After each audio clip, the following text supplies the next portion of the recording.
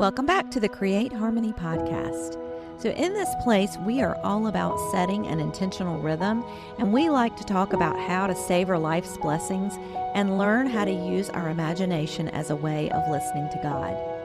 Do you want to find more peace and contentment in life? Well, if you do, you'll probably find a lot here that you love. And if you like to be creative and fun, there's a place for you here as well. In this place, we'll take a few minutes to celebrate our everyday joys and to remind ourselves how to notice goodness that's all around us. So this is episode 126, and I'm your host, Sally Burlington. And today, we're going to talk about getting wild. And doesn't that remind you of peaceful living? Well, here's what I mean by wild. The actual definition of the word wild is living or growing in a natural environment, not domesticated. Or another version of the definition is unrestrained. And I love that word, unrestrained. Now, why are we talking about this right now? Well, one of the reasons this came to my mind is that I'm currently living with two college-age daughters. They're both living at home right now. One just graduated and the other one's home for the summer. And if you've ever been around college kids much, you know that their version of wild is very, very different from my version of wild. They are completely different.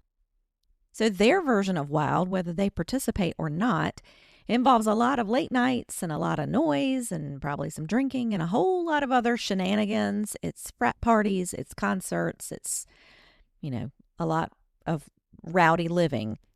And then my version of wild is completely different. It includes much more about digging in the dirt and trying to avoid bugs or critters. It includes being outside and feeling the sun on my cheeks and the breeze through my hair. And what made me think about this was I was planting some things in my yard. I'm normally more of a container gardener, but I was digging a hole in the yard and I had to sit down to get closer to the soil. And I was like sitting in the mulch and I was sweaty and I was dirty and there were bugs climbing on me. And I thought, this is my version of getting wild. This is how I get wild, is to be out here digging in this dirt. And while we live in a world where machines and technologies permeate many of the places we go, almost everywhere we go, wild seems even more precious. And reconnecting to the wild spirit in the wind, it really, to me, seems like a healthy step. And that got me thinking about the original definition of wild. And I wondered if finding your own version of wild might be the key to happiness. So take, for example, my own daughters. If we look back to the definition of wild and see the word unrestrained, there is a way you could frame that to include doing things your own way, not conforming to everything you see on social media, growing in your own natural way and not following along and doing everything you see others do. And you know what? It's exactly the same for all of us. Finding a way to bring the spirit of adventure into your life can mean a lot of different things. It doesn't have to be just climbing Mount Everest. It can be different for each of us. An adventure for me might be having a pool in my backyard and learning how to use it and how to enjoy it with friends. A wild adventure for you might be a trip to Europe. But listen, it can be trying out a new recipe or learning a new hobby. It doesn't have to be huge or expensive or elaborate. You can do wild on a micro scale. You can be wild right at home in your own backyard. Figuring out a way to live and grow in new ways that do not restrain you. Wild is a spirit, not a specific set of actions. And wild doesn't have to be dangerous or risky. It can be taking one small step outside your comfort zone, and we can embody the spirit of wildness on any given day. So take a moment to think about what wild needs to look like for you. Where can you bring a tiny piece of it into your day? Is it a moment of play with your kids or your dog in the yard? Is it picking wildflowers by the side of the road? Is it going to bed early even if all your work isn't finished? Is it making notes about a story you want to write, even if you never get around to writing that story? Find your wild, or let it find you. Little moments of wild are available every day, and you will be glad that you did. So one way to bring the spirit of wildness into my life is through the books and the art of an artist named Katie Daisy. And I've talked about her before. She has 2 books so far. One's called How to Be a Moonflower, which is all about celebrating darkness and things that thrive in night. And then another one called How to Be a Wildflower, which is about embracing nature. And y'all, these books are filled with interesting facts and lovely art.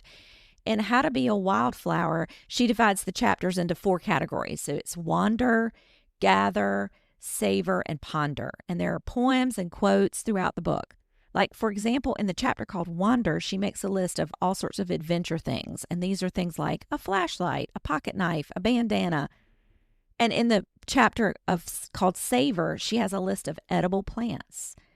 It is chock full of pretty things and fun ideas. She also has an Etsy store where you can find other merch. I bought some beautiful coffee mugs that I drink out of every day. They all include her sunny and colorful art. So I love Katie Daisy, and so for our closing today, I'm going to share her instructions from the book How to Be a Wildflower on how to evoke a daydream, and it goes like this.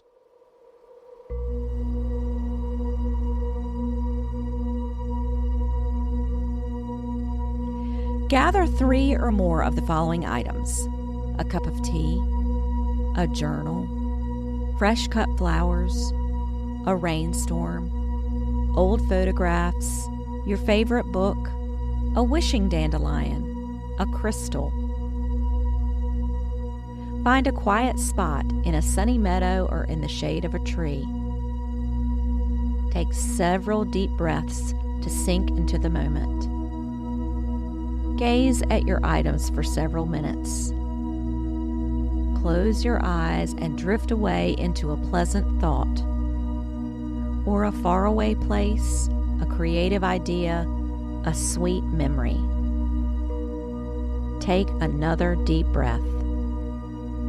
Stay a while. May it be so.